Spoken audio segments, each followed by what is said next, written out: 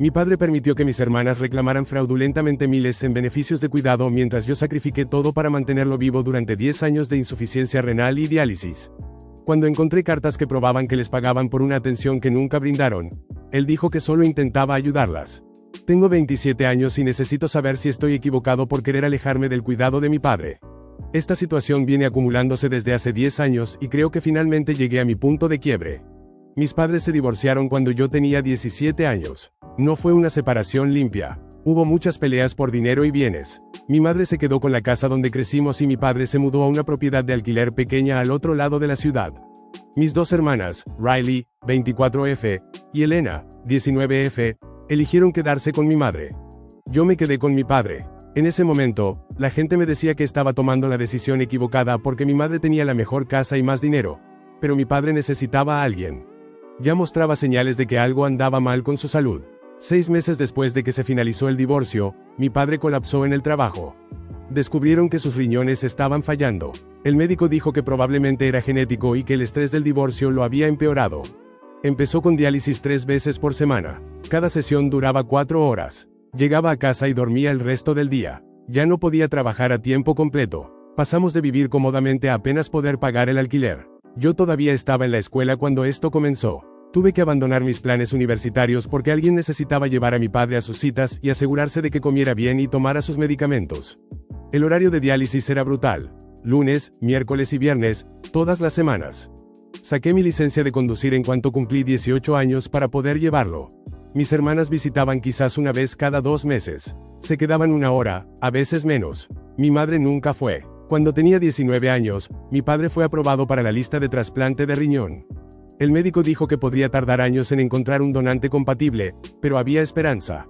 Mi padre estaba de mejor ánimo que en cualquier momento desde el divorcio. Empezó a hablar de lo que haría cuando se recuperara. Quería hacer un viaje, quería volver a cultivar su jardín, quería vivir en un lugar con escaleras porque extrañaba tener un piso de arriba. Por esa época, Riley empezó a reclamar beneficios de cuidado por atender a mi padre. Me enteré por accidente cuando llegó una carta a la casa dirigida a ella. La abrí pensando que era correspondencia general. Era un estado de cuenta que mostraba que había estado recibiendo pagos por 6 meses. La llamé y le pregunté de qué se trataba. Me dijo que mi padre le había indicado que solicitara esos beneficios porque ella necesitaba ayuda con el alquiler y que el gobierno no verifica esas cosas con cuidado. Le pregunté a mi padre. Dijo que Riley estaba pasando dificultades y que solo quería ayudarla. Dijo que no era gran cosa porque el dinero venía del gobierno, no de él. Lo dejé pasar porque no quería pelear, pero quedó rondando en mi mente. Riley estaba cobrando por cuidar a alguien a quien veía 2 veces al año si teníamos suerte. Cuando tenía 21 años, conocí a mi esposa, Sophie, 26F. Fue la primera persona a quien le conté todo. No podía creer que mis hermanas no ayudaran. No podía creer que mi padre hubiera dejado que Riley reclamara esos beneficios. Sophie se mudó con nosotros 1 año después para ayudar con los gastos. Ella trabajaba a tiempo completo mientras yo trabajaba a tiempo parcial y me hacía cargo de todo el cuidado de mi padre. Sophie también empezó a llevar a mi padre a sus citas cuando yo tenía que trabajar. Mis hermanas no fueron a nuestra boda. Riley dijo que tenía trabajo. Elena dijo que tenía exámenes. Mi padre puso excusas por ellas. Hace 3 años, finalmente llegó el turno de mi padre para el trasplante. Fuimos al hospital para todos los chequeos previos a la cirugía. Hicieron escaneos, análisis de sangre y reuniones con cirujanos. Todo se veía bien. Nos dijeron que esperáramos la llamada. 2 semanas después, me llamó la coordinadora de trasplantes. Me dijo que estaban retirando a mi padre de la lista. Su corazón estaba demasiado débil para la cirugía. Los años de diálisis lo habían dañado. Dijo que si mejoraba su alimentación, bajaba de peso y controlaba mejor su presión arterial, podrían reconsiderarlo en 1 año. Estaba confundido porque yo preparaba todas sus comidas. Medía todo. Seguía exactamente la dieta renal. La coordinadora me dijo que mi padre había estado pidiendo comida para llevar y dulces cuando yo no estaba. Sus niveles de azúcar en sangre lo mostraban claramente. Confronté a mi padre. Admitió que había estado encargando comida cuando yo estaba en el trabajo. Dijo que la dieta lo hacía miserable y que solo quería disfrutar algo. Intenté explicarle que disfrutar la comida ahora significaba morir antes, pero no quería escuchar. Sophie y yo tomamos una decisión. Vendimos nuestro pequeño departamento y volvimos a vivir a tiempo completo en la casa de mi padre. Necesitábamos monitorearlo a cada hora si iba a volver a entrar en esa lista. Sophie renunció a su trabajo para ayudar. Usamos nuestros ahorros para cubrir la pérdida de su ingreso. Le dije a mis hermanas lo que estaba pasando. Riley dijo que era muy amable de nuestra parte. Elena no respondió. Hace 2 meses, estaba revisando el correo de mi padre porque lo había dejado acumularse sobre la mesa de la cocina. Había una carta del ayuntamiento sobre algo llamado beca para cuidadores jóvenes. Estaba dirigida a Elena. La abrí. La carta decía que Elena había sido aprobada para la beca basándose en las 16 horas semanales que dedicaba al cuidado de mi padre. Me quedé mirando esa carta durante un buen rato. Elena estaba en la universidad, a 3 horas de distancia. No había venido a la casa en más de un año. La última vez que hablé con ella fue en Navidad, cuando me mandó un mensaje diciendo que no podía volver a casa para las fiestas.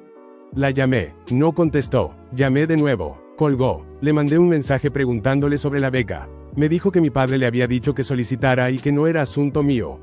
Fui con mi padre. Le pregunté cómo podía Elena reclamar 16 horas semanales cuando no había visitado en un año. Dijo que solo intentaba ayudarla con sus gastos universitarios. Dijo que las becas estaban ahí para usarse y que Elena técnicamente podría proveer cuidado si quisiera. Así que en realidad no era mentir. Le pregunté si entendía que yo era quien brindaba el cuidado real. Dijo que lo sabía y que lo agradecía, pero que Elena necesitaba el dinero y yo tenía a Sophie para ayudarme. Esa misma semana me enteré del auto de movilidad. Mi padre recibe una asignación de movilidad porque no puede caminar largas distancias. Esa asignación se puede usar para arrendar un vehículo. Mi padre le dio el auto a Riley. Ella lo usa para ir al trabajo y ver a sus amigos. Lo ha usado 2 veces para visitar a mi padre en los 3 años que lo tiene. Mientras tanto, Sophie y yo alquilamos un auto cada semana para llevar a mi padre a diálisis porque no tenemos vehículo propio. Los costos del seguro son altos porque lo rentamos. Pagamos cientos de libras al mes en transporte mientras Riley anda por ahí en un auto que debería servir para el cuidado de mi padre. Le pregunté a mi padre por qué le había dado el auto a Riley. Dijo que Riley necesitaba transporte confiable y que yo podía simplemente rentar. Le dije que no me alcanzaba para simplemente rentar. Le dije que Sophie y yo lo habíamos sacrificado todo para cuidarlo y que él les estaba dando todos los beneficios a personas que no hacían nada. Empezó a llorar. Dijo que era un mal padre y que sabía que Riley y Elena no se preocupaban por él de la manera en que yo lo hacía, pero quería que tuvieran algo de su parte. Dijo que intentaba compensar el divorcio y por no haber estado presente para ellas. Me salí de la habitación. Me senté en el auto afuera durante 2 horas. Sophie me encontró y me preguntó qué quería hacer. Dije que no sabía. La semana pasada, mi padre tuvo otro susto de salud. Colapsó en el baño. Llegó la ambulancia y lo llevó al hospital. Lo tuvieron internado 3 días. Me quedé con él todo el tiempo. Sophie me traía comida y ropa limpia. Llamé a Riley y a Elena para avisarles que estaba hospitalizado. Riley dijo que intentaría visitarlo, pero que estaba ocupada con el trabajo. Nunca fue. Elena dijo que tenía exámenes y no podía viajar. Ni lo llamó. Cuando mi padre volvió a casa, me preguntó si las chicas habían llamado. Dije que no. Asintió y no dijo nada más. He estado pensando en esto constantemente. Tengo 27 años. He pasado los últimos 10 años de mi vida cuidando a mi padre. Renuncié a la universidad. Renuncié a oportunidades laborales. Sophie renunció a su trabajo. Dejamos nuestro departamento. No nos quedan ahorros. Vivimos en una casa que se cae a pedazos porque mi padre no puede pagar las reparaciones. Mientras tanto, mis hermanas cobran por cuidarlo y no hacen nada. Riley maneja un auto que debería ayudarme a llevar a mi padre a sus citas. Elena recibe becas por horas que nunca trabajó. Mi padre lo permite todo. Cada vez que lo menciono, las defiende. Dice que ellas necesitan la ayuda más que yo. Dice que soy fuerte y puedo arreglármelas. Dice que no quiere ser una carga para ellas de la manera en que lo ha sido para mí. Le dije a Sophie que quería parar. Que quería decirles a Riley y a Elena que si les pagan por cuidarlo, deberían hacerlo de verdad. Sophie me dijo que me arrepentiría si algo le pasaba. Dijo que hiciera lo que creía correcto, pero que estuviera seguro de poder vivir con esa decisión. No sé si puedo vivir con alejarme, pero tampoco sé si puedo seguir haciendo esto. ¿Estoy equivocado por querer parar? Actualización 1. No esperaba que tanta gente respondiera. Leí casi todos los comentarios. Algunos me dijeron que reportara el fraude. Otros me dijeron que me alejara. Otros me dijeron que tuviera una conversación final con mi padre. Agradezco todo, incluso los comentarios duros. Quiero explicar lo que pasó desde que publiqué aquello. Al día siguiente de hacer esa publicación, senté a mi padre. Le dije que necesitaba tener una conversación seria y que necesitaba escuchar sin interrumpir. Estuvo de acuerdo. Le expliqué todo lo que había sacrificado. Le expliqué que Sophie había abandonado su carrera. Le expliqué que estábamos endeudándonos mientras mis hermanas cobraban por no hacer nada. Le dije que Riley manejando el auto de movilidad mientras nosotros pagábamos por rentarlo era el ejemplo más claro de lo al revés que estaba todo.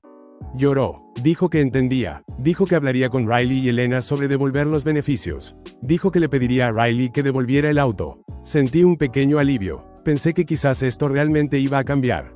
2 días después, Riley me llamó. Estaba furiosa. Dijo que yo no tenía derecho a hacerle sentir culpable a nuestro padre cuando estaba muriendo. Dijo que los beneficios y el auto eran legalmente suyos para distribuir como quisiera. Dijo que yo era egoísta y quería controlar todo. Dijo que si estaba tan inconforme, simplemente me fuera y dejara que otra persona lo cuidara. Le pregunté quién sería esa otra persona. Colgó. Elena me mandó un mensaje. Decía que yo estaba causando drama innecesario y estresando a nuestro padre. Dijo que la beca de cuidador joven se otorga con base en el potencial de cuidado, no en las horas reales, y que tenía todo el derecho de solicitarla. Dijo que necesitaba dejar de hostigarla. Mi padre me pidió disculpas. Dijo que intentó hablar con ellas, pero estaban molestas. Dijo que quizás era mejor dejar las cosas como estaban. Dijo que no quería que la familia se desintegrara por dinero. Le dije que la familia ya estaba desintegrada. Le dije que se desintegró hace 10 años, cuando mis hermanas eligieron no ayudar y él eligió dejarlas beneficiarse de todos modos. No respondió nada. La semana siguiente fue el cumpleaños de mi padre. Cumplió 56 años. Años atrás, antes de enfermarse, solía hablar de rentar una barca de canal y recorrer las vías fluviales. Tenía libros al respecto, veía videos, era algo que siempre quiso hacer pero nunca tuvo oportunidad. Sophie y yo decidimos rentar una barca de canal por un día como regalo de cumpleaños. Costó más de lo que podíamos permitirnos, pero pensamos que sería una de las últimas oportunidades que tendría de hacer algo que genuinamente quisiera. Manejamos 2 horas hasta el lugar de renta. El dueño de la barca pasó 30 minutos enseñándole a mi padre cómo maniobrar y operar las esclusas. Mi padre sonreía más de lo que lo había visto en años. Partimos por el canal. El clima era aceptable. Había patos, otras embarcaciones y gente saludando desde el sendero. A los 20 minutos, mi padre calculó mal una curva. Giró demasiado cerca de la orilla y la barca raspó el costado. Se escuchó un rechinido fuerte. La barca se inclinó levemente. Sophie se agarró del pasamanos. Corrí a ayudar a mi padre a corregir el timón.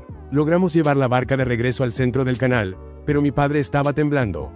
Dijo que no podía hacerlo, que era demasiado débil y demasiado torpe para manejar siquiera una barca. Le dije que estaba bien, que le pasa a cualquiera. Me entregó los controles y fue a sentarse en la cabina. Continuamos 1 hora más, pero el día estaba arruinado. Mi padre casi no habló. Cuando devolvimos la barca, el dueño la inspeccionó y dijo que había daños menores en el casco.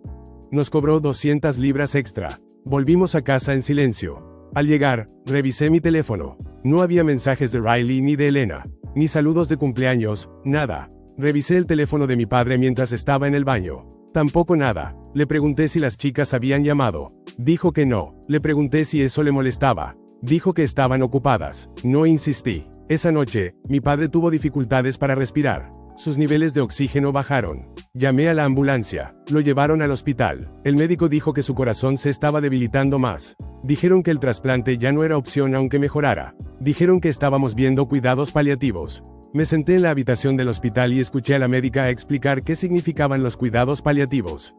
Mi padre miraba el techo. La médica se fue. Le pregunté a mi padre si había entendido lo que ella había dicho.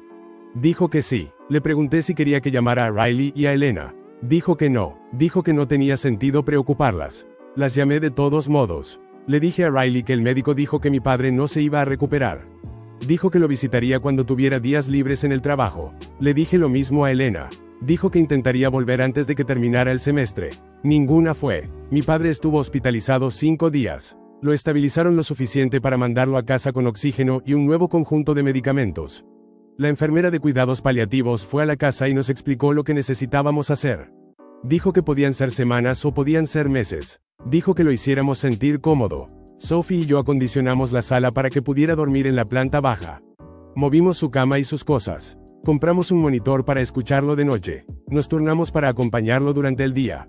Riley mandó un mensaje preguntando cómo estaba. Dije que estaba decayendo. Respondió con un emoji triste. Elena no respondió en absoluto. Una semana después de que volvió a casa, tuve que llevar a Sophie al hospital. Llevaba varios días sintiéndose mal. Pensamos que era estrés o falta de sueño. El médico hizo algunas pruebas. Resultó que Sophie estaba embarazada. 7 semanas. No lo habíamos planeado, pero tampoco lo estábamos evitando. El momento parecía imposible. Estábamos en quiebra, viviendo en la casa de mi padre, cuidando a un hombre que se estaba muriendo, y ahora íbamos a tener un bebé. El médico nos dio una impresión del ultrasonido. Era diminuto, apenas una manchita, pero estaba ahí. Volvimos a la casa. Le mostré a mi padre el ultrasonido. Le dije que iba a ser abuelo. Se quedó mirando la foto por un buen rato. Luego empezó a llorar. Dijo que era la mejor noticia que había escuchado en años. Preguntó si le habíamos dicho a alguien más. Dije que no, que era muy pronto. Dijo que él tampoco le diría a nadie. Dijo que no quería tentar al destino. Me hizo prometerle que no le diríamos a Riley y a Elena hasta que Sophie estuviera más avanzada. Dijo que quería que fuera un secreto entre los tres. Acepté. Eso fue hace 2 semanas. Mi padre ha estado decayendo de manera constante desde entonces. Duerme la mayor parte del día. Apenas come. La enfermera dice que no tardará mucho. Riley y Elena todavía no han venido. Actualización 2. Mi padre murió hace 9 días. Escribo esto porque mucha gente pidió una actualización y porque necesito poner esto en algún lugar. Sophie dijo que escribirlo podría ayudarme a procesar todo. No sé si es verdad, pero voy a intentarlo. Después de mi última actualización, la condición de mi padre empeoró rápidamente. Dejó de poder caminar solo hasta el baño. Dejó de poder alimentarse por sí mismo. La enfermera de cuidados paliativos aumentó sus visitas a cada 2 días. Nos dijo que probablemente sería menos de una semana. Llamé de nuevo a Riley y a Elena. Les dije a las dos que si querían ver a mi padre mientras todavía estaba consciente, tenían que venir ya. Riley dijo que vendría el fin de semana. Era martes. Elena dijo que intentaría llegar para el viernes. Mi padre todavía podía hablar en ese momento, aunque le costaba mucho esfuerzo. Una tarde, mientras Sophie había salido a comprar comida, me pidió que fuera a sentarme junto a su cama. Me preguntó si los médicos le estaban mintiendo sobre qué tan grave era su situación. Le pregunté qué quería decir. Dijo que todos le seguían diciendo que quizás todavía tenía tiempo, que quizás se estabilizaría, que quizás mejoraría. Me preguntó si eso era verdad. Guardé silencio un momento, luego le dije que no. Le dije que el médico había dicho que sus órganos estaban fallando y que probablemente sería cuestión de días. Asintió. Dijo que lo pensaba, que podía sentirlo. Me preguntó si creía que Riley y Elena vendrían antes de que ocurriera. Dije que no sabía. Dijo que entendía. Dijo que sabía que ellas no eran como yo. Dijo que sabía que había fallado como padre y que por eso se mantenían alejadas. No lo corregí. No parecía tener sentido. Me pidió que no me enojara con ellas después de que se fuera. Dijo que solo eran jóvenes y tenían miedo. No respondí nada a eso tampoco. Esa noche la respiración de mi padre cambió. Se volvió superficial e irregular. Llamé a la enfermera. Vino y lo revisó. Dijo que estaba comenzando. Dijo que podrían ser horas, un día a lo mucho. Llamé de nuevo a Riley y a Elena. Les dije que si querían verlo con vida, tenían que venir de inmediato. Riley dijo que estaba saliendo del trabajo y que llegaría en 2 horas. Elena dijo que estaba tomando un tren. Mi padre murió 4 horas después. Riley llegó 30 minutos después de que falleció. Elena llegó 2 horas más tarde. Cuando Riley entró a la habitación y vio que ya no estaba, empezó a llorar. Seguía diciendo que pensaba que había más tiempo. Elena se quedó parada en la puerta. No se acercó a la cama. Preguntó si él había dicho algo antes de morir. Dije que no. Había dicho algunas cosas, pero ninguna era para ella. La enfermera se encargó de la mayor parte de la logística. Llamó a la funeraria. Vinieron y se llevaron el cuerpo de mi padre. Riley y Elena se quedaron como 1 hora después. Nos sentamos en la sala. Nadie sabía qué decir. Finalmente, Riley dijo que necesitaba volver a su casa. Elena dijo que tenía que regresar a la universidad para un examen. Las dos se fueron. Sophie y yo nos quedamos solos en la casa. Empezamos a revisar las cosas de mi padre. No tenía mucho. Ropa, libros, equipo médico. Había una caja pequeña en el cajón de su mesita de noche. Adentro había algunas fotos viejas, su argolla de matrimonio del tiempo antes del divorcio, y la foto del ultrasonido que le había dado. Estaba doblada con cuidado y guardada en un sobre. En el sobre, él había escrito la fecha en que yo se la entregué. El funeral fue una semana después. Fue pequeño. Mi padre no tenía muchos amigos. La mayor parte de su familia o había fallecido o había dejado de hablarle después del divorcio. Riley y Elena vinieron con mi madre. Eso fue extraño, verla ahí. No había hablado con mi padre en 10 años. Lloró durante el servicio. No entendí por qué. Después del servicio, fuimos a la casa de mi padre para tomar té y comer sándwiches. Riley me llevó aparte. Pensé que iba a disculparse. En cambio, dijo que ahora que mi padre había muerto, suponía que yo no presentaría ninguna queja sobre los beneficios porque ya no cambiaría nada. Dijo que esperaba que pudiéramos seguir adelante sin problemas legales. Le dije que no había decidido qué hacer. Dijo que sería una pérdida de tiempo y solo lastimaría a la familia. Dije que la familia ya estaba lastimada. Se alejó. Elena no me habló en absoluto durante el funeral. Estuvo todo el tiempo con mi madre. Al salir, mi madre se me acercó. Dijo que lo sentía mucho. Que mi padre había sido un buen hombre. No respondí. Se fue. La semana siguiente nos reunimos con el notario para revisar el testamento. Mi padre no tenía mucho que dejar. La casa era rentada, así que no había nada ahí. Tenía alrededor de 8,000 libras en ahorros, que se dividirían equitativamente entre los tres. Riley y Elena recibieron su parte en sus cuentas. Yo usé la mía para pagar parte de la deuda que Sophie y yo habíamos acumulado en los últimos años. También estaba el asunto de las cenizas. Mi padre había pedido ser cremado. El testamento decía que las cenizas debían dividirse entre sus hijos. Riley quería convertir su parte en un collar. Elena dijo que haría lo mismo. Yo tomé mi parte y no les dije qué planeaba hacer con ella. 2 semanas después del funeral, Sophie y yo volvimos al canal donde habíamos rentado la barca para el cumpleaños de mi padre. Caminamos por el sendero hasta el lugar al que él había querido llegar pero nunca pudo. Había un puente pequeño, una esclusa y un tramo de agua que se veía tranquilo. Esparcí sus cenizas ahí. Sophie me tomó de la mano. No dijimos nada, solo nos quedamos parados un momento. Luego nos fuimos a casa. Sophie está ahora en la semana 14 de embarazo. La semana pasada tuvimos otro ultrasonido. El bebé está sano. Todavía no le hemos contado a Riley ni a Elena. No pienso hacerlo. Mi padre cumplió su promesa. Nunca les contó lo del bebé. Se llevó ese secreto con él. Al final, fue lo único que guardó solo para nosotros. Actualización 3. Han pasado casi 4 meses desde que murió mi padre. No planeaba escribir otra actualización, pero han ocurrido algunas cosas y la gente ha estado preguntando cómo resultó todo. Después del funeral, no tuve noticias de Riley ni de Elena por unas 6 semanas. Ni llamadas, ni mensajes. Estaba bien para mí. Sophie y yo intentábamos seguir adelante. Encontramos un departamento pequeño para rentar. Era más barato que lo que teníamos antes, pero era nuestro. Nos mudamos de la casa de mi padre. El arrendador fue comprensivo con romper el contrato anticipadamente. Luego llamó Riley. Dijo que necesitaba hablar de algo importante. Acepté reunirme con ella en un café cerca de donde trabajaba. Cuando llegué, Elena estaba con ella. Eso me sorprendió. Elena no me había dicho una palabra desde el funeral. Riley comenzó diciendo que habían estado pensando en todo lo que había pasado. Que se daban cuenta de que no habían estado presentes para mi padre de la manera en que debían.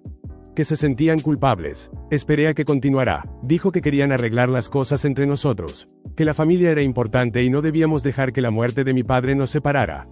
Que querían mantenerse en contacto, quizás reunirse cada par de meses, mantener unida a la familia. Elena asentía, pero no decía nada.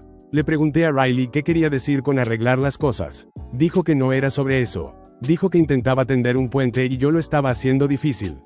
Le dije que no quería ningún puente. Le dije que había pasado 10 años viéndolas quitarle a mi padre sin dar nada a cambio. Y que ahora que él se había ido, querían jugar a ser una familia feliz. Elena finalmente habló. Dijo que yo era injusto. Que ellas tenían sus propias vidas y sus propios problemas y no podían dejar todo para cuidar a mi padre como yo lo hice. Dijo que yo había elegido hacer eso y no debería reprocharles. Le dije que tenía razón. Yo elegí cuidarlo, pero ellas también eligieron cobrar dinero por una atención que nunca brindaron. Le dije que eso era fraude y tenía todo el derecho de reprocharles. Riley se puso de pie. Dijo que yo era amargado y vengativo. Que si quería destruir lo que quedaba de esta familia, era mi decisión. Se fue. Elena la siguió. Terminé mi café y me fui a casa. Una semana después de esa reunión, recibí una carta del Departamento de Trabajo y Pensiones. Era un aviso de investigación. Alguien había reportado posible fraude relacionado con los beneficios de cuidado reclamados por mi padre. La carta me pedía que proporcionara información sobre quién había brindado el cuidado y por cuánto tiempo. No sé quién lo reportó. Pudo haber sido alguien del hospital o del equipo de cuidados paliativos. Pudo haber sido el notario. No fui yo, aunque lo había considerado muchas veces. Respondí a la carta. Proporcioné fechas, registros médicos y declaraciones de las enfermeras que habían visitado a mi padre. Expliqué quién había brindado realmente el cuidado y quién había estado reclamando los beneficios. No exageré nada, solo dije la verdad. 2 meses después, Riley me llamó. Estaba llorando. Dijo que el DTP le estaba pidiendo que devolviera 3 años de beneficios de cuidado. Que eran más de 12,000 libras esterlinas. Que no tenía ese dinero. Me preguntó si yo la había reportado. Dije que no, pero que había respondido con honestidad a su investigación. Me llamó bastardo y colgó. No sé qué está pasando con la beca de cuidador joven de Elena.